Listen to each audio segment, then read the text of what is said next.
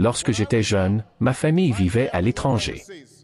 J'ai vécu en Indonésie pendant quelques années et ma mère, elle n'avait pas les moyens de m'envoyer dans les écoles américaines où allaient tous les enfants américains, ce qu'elle pensait important pour que je garde le contact avec une éducation américaine. Alors elle a décidé de me donner des leçons supplémentaires elle-même, du lundi au vendredi. Mais comme elle devait aller travailler, le seul moment où elle pouvait le faire était à 4h30 du matin. Mais à chaque fois que je me plaignais, ma mère me lançait juste un de ses regards et me disait « Ce n'est pas une partie de plaisir pour moi non plus, jeune homme. » Alors je sais que certains d'entre vous s'adaptent encore à être de retour à l'école, mais je suis là aujourd'hui parce que j'ai quelque chose d'important à discuter avec vous. Mon père a quitté ma famille quand j'avais 2 ans.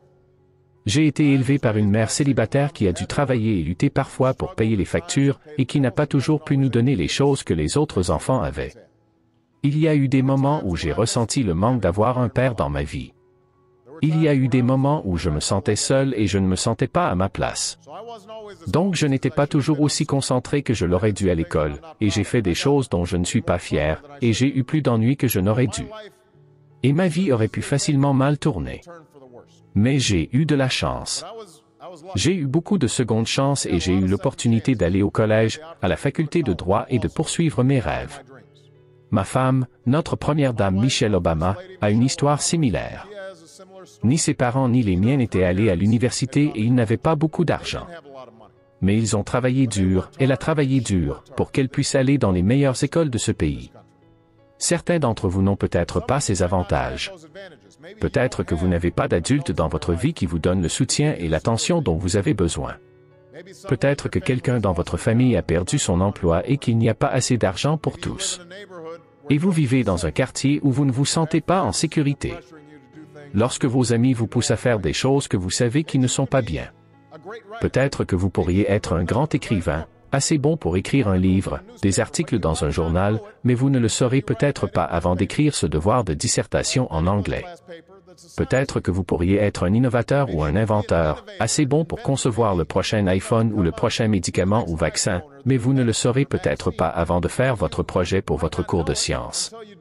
Peut-être que vous pourriez être maire, sénateur ou juge à la Cour suprême.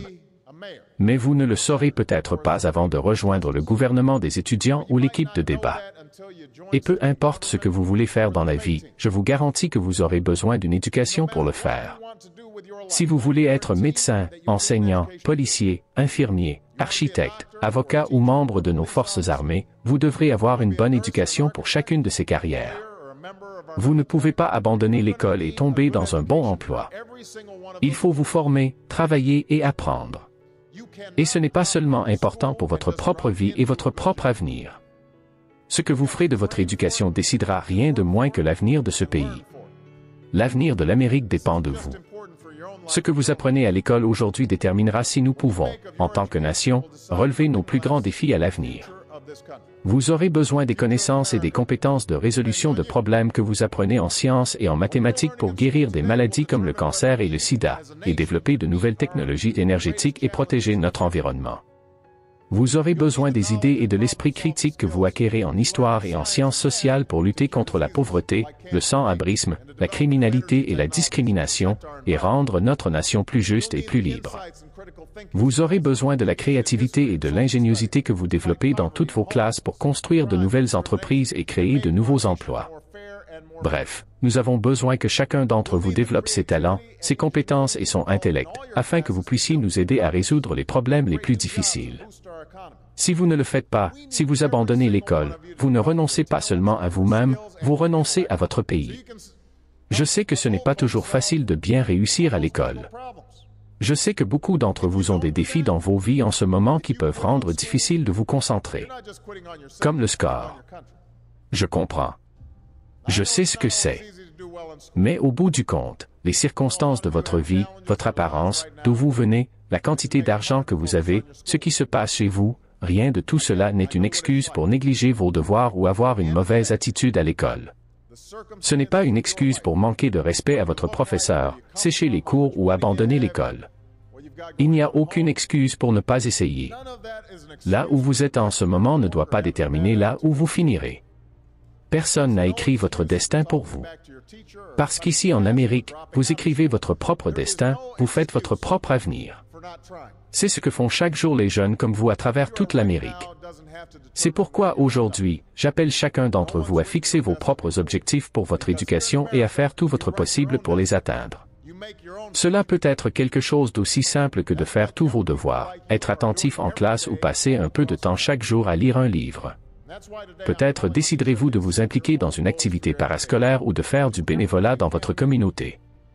Peut-être déciderez-vous de défendre des enfants qui sont harcelés ou intimidés en raison de ce qu'ils sont ou de leur apparence, parce que vous croyez comme moi que tous les jeunes méritent un environnement sûr pour étudier et apprendre. Peut-être déciderez-vous de mieux prendre soin de vous-même, pour être plus prêt à apprendre. Mais quoi que vous décidiez de faire, je veux que vous vous y engagiez. Je veux que vous y travailliez vraiment. Je sais que parfois, vous avez l'impression à la télévision que vous pouvez devenir riche et célèbre sans travailler dur. Et que votre ticket vers la réussite passe par le rap ou le basket et la télé-réalité. Mais les chances sont minces que vous deveniez l'une de ces choses. La vérité est que le succès demande des efforts. Vous n'aimerez pas toutes les matières que vous étudierez. Vous n'aurez pas un déclic avec chaque professeur que vous aurez. Tous les devoirs ne vous sembleront pas complètement pertinents pour votre vie en ce moment précis. Et vous ne réussirez pas forcément du premier coup à chaque fois. C'est normal. Certaines des personnes qui ont le plus de succès dans le monde sont celles qui ont connu le plus d'échecs. Prenez J.K. Rowling, qui a écrit Harry Potter. Son premier manuscrit Harry Potter a été refusé 12 fois avant d'être finalement accepté. Michael Jordan a été évincé de l'équipe de basket de son lycée. Il a perdu des centaines de matchs et raté des milliers de paniers pendant sa carrière. Mais il a dit un jour, « J'ai échoué encore et encore et encore dans ma vie. C'est pourquoi je réussis. » Ces personnes ont réussi parce qu'elles ont compris que vous ne pouvez pas laisser vos échecs vous définir. Vous devez laisser vos échecs vous apprendre. Vous devez les laisser vous montrer ce que vous devez faire différemment la prochaine fois. Donc, si vous avez des ennuis, cela ne veut pas dire que vous êtes un fauteur de troubles. Cela veut dire que vous devez essayer plus fort d'agir correctement. Si vous avez une mauvaise note, cela ne veut pas dire que vous êtes stupide. Cela veut juste dire que vous devez passer plus de temps à étudier. Personne n'est doué dans tout au départ. On devient bon dans quelque chose grâce au travail acharné. Vous n'êtes pas un grand athlète la première fois que vous essayez un nouveau sport. Vous ne chantez pas toutes les notes juste la première fois que vous chantez une chanson. Il faut pratiquer. Le même principe s'applique à l'école. Vous devrez peut-être refaire un exercice de maths quelques fois avant de le réussir. Vous devrez peut-être relire quelque chose plusieurs fois avant de le comprendre. Vous devrez certainement faire quelques brouillons d'une dissertation avant qu'elle soit assez bonne pour être rendue. N'ayez pas peur de poser des questions. N'ayez pas peur de demander de l'aide quand vous en avez besoin. Demander de l'aide n'est pas un signe de faiblesse, c'est un signe de force.